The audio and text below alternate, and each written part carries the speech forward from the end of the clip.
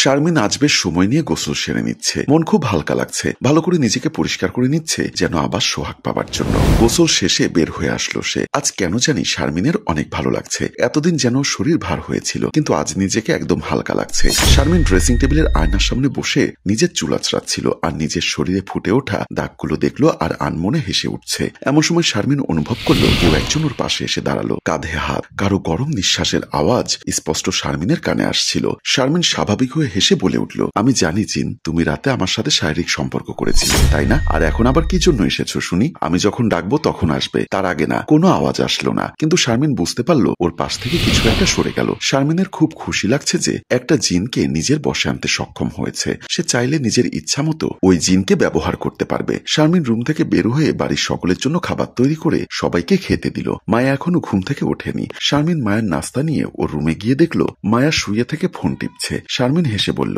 সারা রাত কথা বলেও আমার ননদের শখ মেটেনি, তাই না? সব সময় এত কি কথা বলো? হ্যাঁ, ভাবি, তুমি যদি কখনো রিলেশন করতে তাহলে বুঝতে আমরা কি কথা বলি। আচ্ছা নাও, আমার বুঝতে হবে না, এখন উঠে তাড়াতাড়ি খেয়ে নাও দেখি, চা ঠান্ডা হয়ে যাবে। মায়া চায়ের কাপে চুমুক দিচ্ছে আর শারমিনের গলার দিকে কেমন যেন তাকিয়ে আছে। হঠাৎ মায়া শারমিনকে জিজ্ঞাসা করলো, আচ্ছা ভাবি, তোমার গলায় কিসের দাগ ওটা? দেখে মনে হচ্ছে তোমার গলায় কেউ লাভ বাইট কিস করেছে। মায়ের কথা শুনে শারমিন ওর গলায় হাত দিল, তারপর হেসে উঠে বলল, আমার লাভ বাইট কিস কে করবে শুনি? এখন কি তোমার ভাই বাসায় আছে নাকি? হ্যাঁ, তাও এক কথা, আসলে অ্যালার্জি থেকে চুলকানির কারণে এমন হয়েছে, তাছাড়া কিছু না। আমারও তাই মনে হয়েছিল, তারপরেও কেন যে প্রশ্ন করলাম বুঝলাম না। যাকগে, ছাড়ো এসব। শারমিন আর মায়া দুজনেই গল্প করতে লাগলো। মায়া বারবার শুধু ওর বয়ফ্রেন্ডের গল্প করছিল। বেশ কিছু সময় দুজনেই গল্প করার পর শারমিন এসে দুপুরে রান্না করলো। দুপুরের খাবার খেয়ে শারমিন ওর ঘরে বসে ইন্টারনেটে পড়ছিল। জিন যাতে ওর ইচ্ছার বিরুদ্ধে কিছু করতে না পারে সেটা সে শিখে নিল। কিন্তু এদিকে মায়ের কেন জানি শারমিনের কথা তখন বিশ্বাস হলো না। মায়া ভাবছে, ভাবি আবার রাতের বেলায় কোনো পরপুরুষকে বাসায় নিয়ে আসে না তো? কিন্তু সেটা কি করে সম্ভব হবে? বাড়ির মেইন গেট বন্ধ থাকে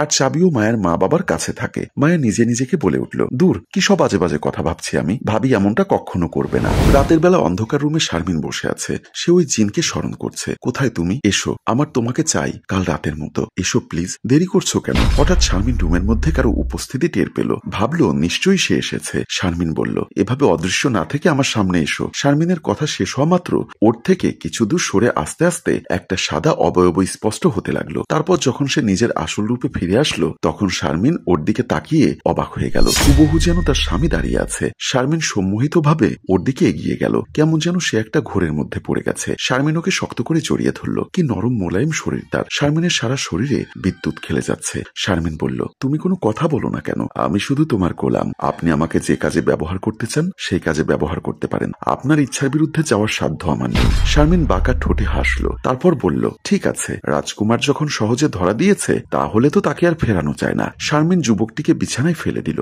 আর তার উপর উঠে বসে তাকে আদর করতে শুরু করলো। এদিকে দরজার বাহিরে সব শুনে ফেললো মায়া আর মনে মনে ভাবলো, ছি ছি ভাবি, তুমি ঘরে একটা পরপুরুষ নিয়ে এসে এসব শুরু করে দিয়েছো। আমি মা বাবাকে কথাটা অবশ্যই বলবো। ওদেরও জানা উচিত তাদের পুত্রবধূ কেমন চরিত্রের। সকালে ঘুম ভাঙার পর শারমিন দেখলো সে উবুর হয়ে বিছানার উপর পড়ে আছে। রাতের কথা মনে হতে শারমিন নিজে লজ্জা পেল। তাড়াতাড়ি করে সে ওয়াশরুমে গিয়ে ফ্রেশ হতে চলে আসলো। মনে মনে ভাবছে, শারীরিক সুখের মতো আর কোনো সুখ নেই। দুদিন ধরে নিজের মনের ভেতর এক অজানা আনন্দের সৃষ্টি হয়েছে। আগে ওর মেজাজ খিটখিটে থাকতো, কিন্তু এখন মেজাজ খিটখিটে হওয়া তো দূরের কথা, ওর শাশুড়ি দুই একটা কথা শোনালেও সে সব হাসি মুখে উড়িয়ে দেয়। এভাবে প্রতি রাতে শারমিন সেই জিনের সাথে শারীরিক মিলন করে সুখী হতে চায়। এদিকে সব কথা শোনার পর শারমিনের শ্বশুর বলল, তুই নিজে কি বলছিস? নিজে জানিস রাতে দরজা বন্ধ হওয়ার পর বাসার চাবি আমার কাছে, আমার বালিশের নিচে থাকে, আর সেখান থেকে নেওয়া তো অসম্ভব। তাহলে কিভাবে বাসায় একটা ছেলে রাতে ঢুকতে পারে? শারমিনের শাশুড়ি বলল, মা, তোর নিশ্চয়ই কোথাও একটা ভুল হচ্ছে। বৌমা খুব ভালো একটা মেয়ে। মা, বাবা, তোমরা বিশ্বাস করো, আমার কোথাও ভুল হচ্ছে না। আমি নিজের কানে শুনেছি।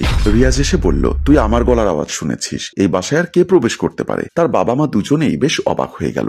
রিয়াজ বলল, মা, বাবা, আমি কাল রাতে এখানে এসেছি আর বাসার চাবি আমার কাছে আগে থেকেই বানানো ছিল, তোমরা হয়তো ভুলে গেছো। রিয়াজের মা বলল, দেখেছিস, তুই খামোখা শুধু শুধু বৌমাকে তুই ভুল বুঝছিস। রিয়াজ বাবা, তুই এভাবে চলে আসলে আমাদেরকে না বলে? কয়েকদিন থাকবি তো? আসলে মা হঠাৎ করে ছুটি পড়ে গেল, তাই চলে আসলাম। তোমাদের জানানোর সময় পাইনি, আর এসে যখন গেছি কয়েকদিন তো থাকবই। সকলে বেশ খুশি হলেন, কিন্তু মায়া কি যেন ভাবছে। রাতে বিছানায় শারমিন বলল, তুমি আমার শ্বশুর শাশুড়িকে যে বললে তুমি তাদের ছেলে, এখন পরে যদি ওরা জানতে পারে আসলে আমার স্বামী এখনো বিদেশে আছে, তাহলে কি ভাববে সেটা ভেবে আমার খুব টেনশন হচ্ছে। দেখো, আমি জানতাম তোমার ননদ বাহির থেকে সব শুনেছে, কিন্তু তখন আর তোমাকে বলে কোনো লাভ হতো না। আর তোমার শরীরের খুব চাহিদা ছিল, তুমি বারবার আমাকে ডাকছিলে, তাই আমিও না এসে পারলাম না। তাহলে কি হবে সেটা আমি জানি না, আমার কাজ তোমাকে সুখী করা, চাহিদা মেটানো। আর আজকের মতো তোমাকে বাঁচিয়ে দিয়েছি, কারণ আমি তোমাকে ভালোবাসি। শারমিন খুব চিন্তায় পড়ে গেল।